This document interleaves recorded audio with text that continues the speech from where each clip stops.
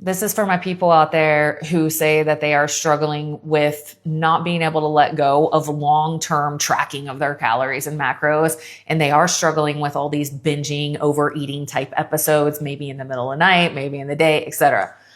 Sherry asked, how do you make the transition from control to power with respect to food?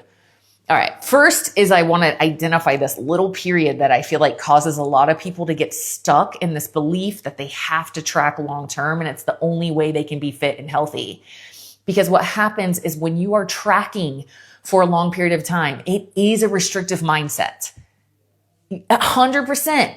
And so when you get out of that, you're like, so you take a little break from it because you just can't handle the pressure anymore, or maybe you feel like it's a good try for you. You want to try, but because you're fresh out of that restrictive mindset, you're now like, all the things that have been off the table are now on the table, baby. Nobody's watching. Nobody's judging me, which is really you, but, and then you start eating all these things and then people gain weight and then they're like, oh, back to tracking. I definitely can't trust myself. That's the only way I can be fit and healthy. And it's like, that yo-yo, that keeps happening forever because there wasn't enough time in the not tracking space after you've gotten your base education of what this all feels like and looks like to actually start looking at what these mindsets are that are going on that are causing these type of immature behaviors. And please know when I say these words, this was me to a D. So that's how it feels to me. It felt like I had really immature behaviors.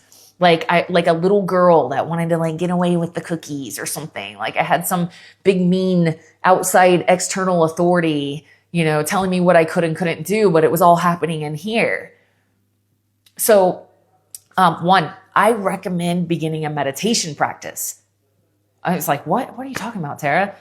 This is why meditation is a part of my coaching experience and higher is because I need my clients to be highly aware. I need them to be able to observe themselves from this curious, neutral place of like, oh, that's interesting.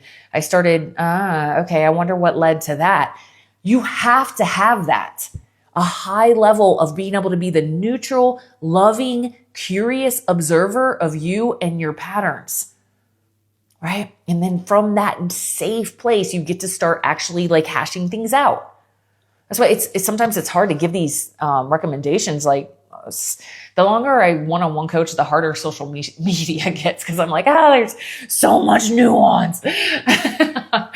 But start being the own observer of your thoughts. Next is like building an actual relationship with your body, like what it is and what food is. And I know that sounds like, what, Tara, seriously? But no. That's the juice right there. Because I have like, for example, I used to be like that completely. And like not having donuts and not having junk food was essentially bottom line, don't get fat. Or that's bad food or something. Not going to cut it. Not going to cut it. What has helped is me getting an actual relationship with my body, like sitting in meditation and like actually building the relationship with these trillions of cells that are in a community that make up this Tara Garrison thing and understanding that they have needs and they're tough. They're tough. They can handle some not perfect stuff too, but they also have a lot of needs. And so my food choices are centered more around love and wanting what's best for them and what's best for me versus this fear mindset of like, I better not have too much or I might get fat. Last thing is like, you got to figure out a flow for you. Like, so for me is intermittent fasting. I love the feast and famine lifestyle. I train fasted. I don't eat a few hours before bed so my body can recover fully. So that lifestyle leaves me feeling amazing. And it also works for me in terms of maintaining a body composition that feels comfortable to me. So that's also part of it is like really find your flow. Right? Versus having to control every little thing, which is just going to keep you stuck in this loop forever. Let me know if that was helpful or if anybody else watching has any suggestions or if you guys have any questions. All right. Thanks. Bye.